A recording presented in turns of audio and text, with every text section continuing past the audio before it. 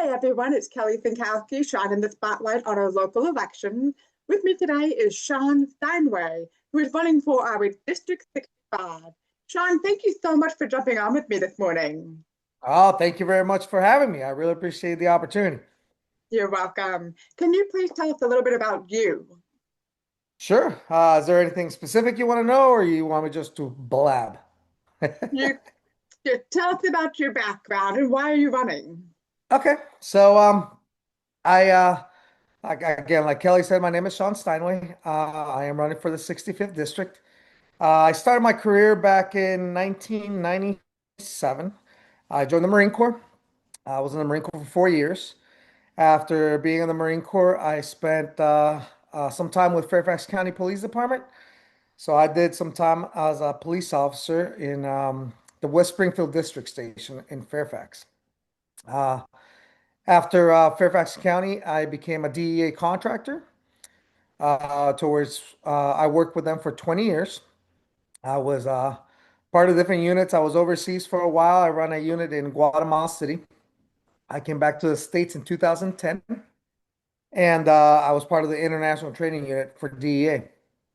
Uh, after that, right now, well, currently, I am a deputy sheriff in Stafford County, and I've been doing that for about 2 years. So I've been serving probably about for 29 years now.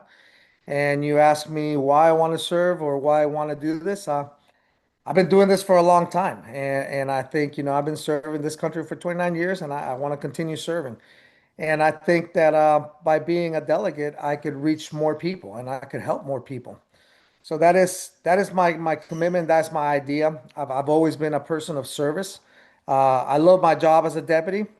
I get to help the community every day. I know people think deputies are scary or whatever, or cops are scary.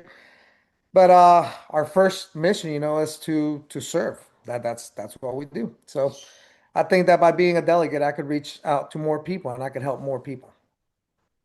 Now more about my family, right? Let's talk about my family. I got five kids. Uh, I have three girls and two boys. Three of my kids are in the military. My oldest daughter was a Coast Guard. My oldest son is in the Navy, and my middle daughter is in the Coast Guard as well. Then I have my the little, and she's also an influencer on the internet. I don't know. That's what they do nowadays. But she does great. She loves it, and she's got tons of followers, and she's happy. And then my youngest son, he is just started college, so that's how we are. I got three dogs and three birds. So for our viewers, we have invited all of our candidates in this year's elections to join us for this interview series with the Potomac Local News. Everyone's getting the same five questions, which we condensed into a series of articles on PotomacLocalNews.com. All of the videos will also be available on our YouTube channel. So, Okay. Sean, if you're ready, we'll go ahead and jump into the first question. Hey, I was born ready. Let's do this. All right, so Virginia has become the data center capital of the world, but communities have raised concerns about the land use, water consumption, and energy demand. What Mhm. role should the state play in regulating or guiding data center growth? So I think, well, that's a tough question, right? And it's tough because there's a lot of back and forth between data centers, right? I understand data centers are important, but also we have to understand the needs of the people, right? And we got to hear what the people want.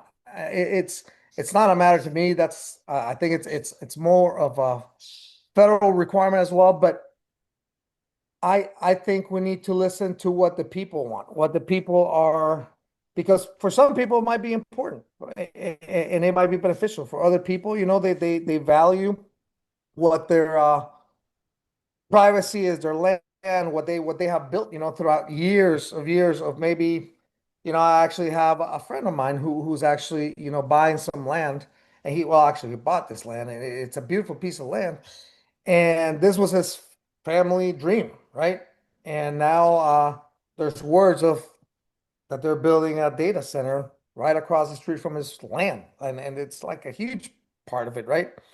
And he is worried about that because it is infringing into what his American dream was part of, right? So I think there is a time, there's a place for data centers. Like I said, I think they're needed, but we need to also be able to work with the people in the communities to see what their needs are. Thank you. We're going to shift to education. What's that, ma'am? We're shifting over to education. Okay. Virginia ranks 26th for teachers' pay, even though our students perform at or above the national average on the National Assessment of Educational Progress testing. Do you believe the state should invest more to fund competitive pay and benefits for teachers and to expand resources across the different localities? Or are these issues that are best left to the locality to set? It was really hard, and I think it's our internet connection, but I really, um, I couldn't, it was breaking up. It was going like, so do you mind repeating the question? Because I am sorry. Yeah, absolutely. Virginia ranks 26th in teachers' pay, even though our students are performing at or above the national average. Do you believe the state should invest more to fund competitive pay and benefits for teachers, or are those issues best left to the locality?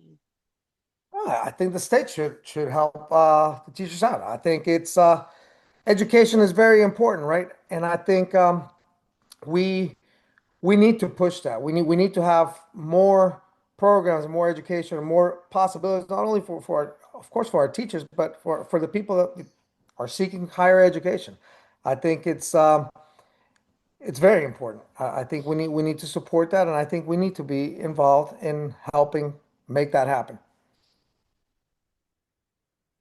Right, Sean, so Virginia has over 180,000 federal employees, and around 11,000 of them lost their jobs in 2025. So Governor Youngkin made a portal to help those displaced workers.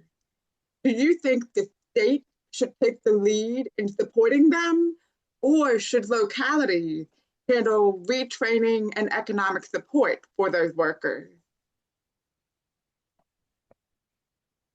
Ah, I tell you what, I think there needs to be, I think state needs to be helping those workers as well. I lost, so in 2023, and this was part not 2025, but I was, like I said, I was a contractor with DEA, and I also lost my job, and it was due to cuts in our program and stuff like that, so I was a victim of it as well. And I tell you what, I think the state was really, there's some things that I don't agree with. Virginia is an at-will state, and they could cut, they could do whatever, and you lose everything.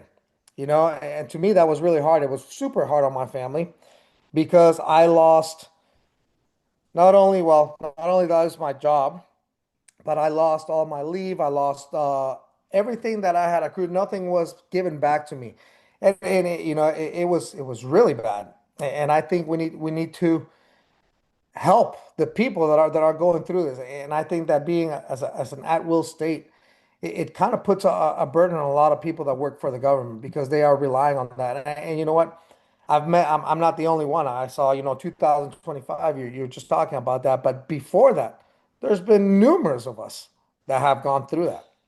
Uh, I've met a couple of other contractors that have been, working for agencies for 30 years. I put 20 years in and I lost everything that I had. And it honestly puts a big burden on a family, as you can imagine. So I think we need to step it up and try to help these families because that path that you take, like for me, it was a career. I've done this for so long, put my life in danger, left my family, did all kinds of things that people will never even imagine. And from one day to the next, it was like, oh, you know what? We're closing down the program. We're making it smaller, whatever. Boom, there goes a hatchet, and I'm out there in the open, and that is just not. That shouldn't be the American way, you know? To be honest, I went through this where I spent 8 years of my life without seeing my kids because of that federal agency. And the way that I was repaid for that, nah, it was completely out of hand. But hey, I'm here, I'm alive, I'm kicking. I got a great job, I got great family, my family supports me. But I do think, that the government needs to be involved in that and helping out the American people. Thank you, Sean.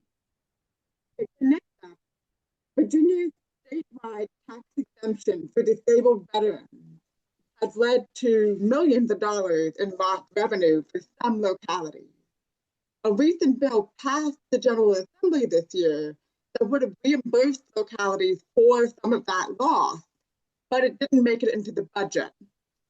What steps would you propose to support localities in maintaining essential services without reducing benefits for disabled vets? I think, well, as a disabled veteran myself, I could tell you, I think we need programs to help our disabled. We need programs to help our military families, our military members.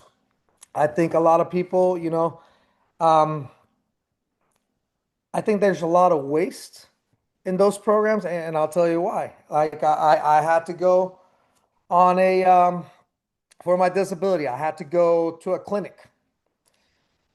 When I went to this clinic to get tested, they didn't even test me for what I was claiming for my disability.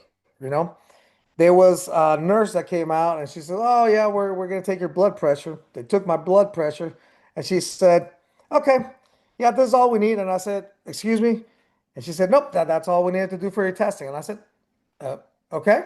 She says, "I'll file the report. We'll go through it." And it was a private company that did this testing for me. The place looked sketchy, and I'm being honest. That's how I speak. So I Googled that company afterwards. This company makes millions of dollars out of the American money. Out of all the American people, they are making all these insane amount of money. And the treatment that I got as a veteran, I wasn't expecting, somebody to roll out the red carpet, but I just wanted to be fair. I wanted them to examine me for what I was there for. They denied my claim. And of course, why would they approve a claim when all they did to me was they took my blood pressure? And I was, one of my claims was hypertension, migraines and stuff like that because of a TBI. By taking my blood pressure, that really didn't make sense to me. And I had to give him like I remember, if I remember correctly, it was 3 days of me taking my blood pressure every day just to prove that I have hypertension, and I had it. They denied my claim, but yet, just by me going to this clinic, they made probably $10,000 out of me that day because they said, "Oh no, we were here with a veteran that came in, for such and such." Yet again, my claim was denied, but this company is getting more money out of my disability, which I think it's wrong. I don't know if that answered your question or not, but if not, let me know. Um, I'll go through it. I'll go on this one last question. Okay. Virginia operates under the Dillon Rule, which limits what local government can do without state approval. Do you believe the rule should be loosened? Can you hear me okay? Yeah, can you tell me the law again? I'm sorry. Yes. So Virginia operates under the Dillon Rule, which limits what local government can do without state approval. Do you believe the rule should be loosened to give localities more flexibility in areas like housing, zoning, or revenue? How do you see that balance between state oversight and local control? I couldn't understand the what rule? The Dillon Rule. Okay. So it makes the state, like the state's allowed to regulate what the localities are allowed to do. Oh, okay. Sorry. It broke up. I apologize. Okay. Um, I don't think that I need to, that I think we need to give more, uh, more to the people. I think people should be able to do their own things in the localities, right? We don't have to have big government controlling everything that we do. I think that's not the right way to do it. I think that the localities should have uh, not control, but they should oversee, what the programs are doing. I think there's always good to have a little bit of control, but not to for the whole, like for us, we're small business owners, right? They want to control every like it's it's so hard to get a license now for a business, and these are hardworking people that are trying to do something better for the families, to better themselves, to get that American dream, right? That everybody works hard for, right? And there is so much overseeing from the state that really makes it nearly impossible for good people to try to do something, in a good manner. And I don't think the control should be that way. I really don't. Well, Sean, I want to thank you for joining me today. For all of our viewers at Potomac Local, make sure you stay curious and stay informed. Follow us if we shine the spotlight on our local elections at PotomacLocalNews.com. Sean, I hope you have a fantastic day.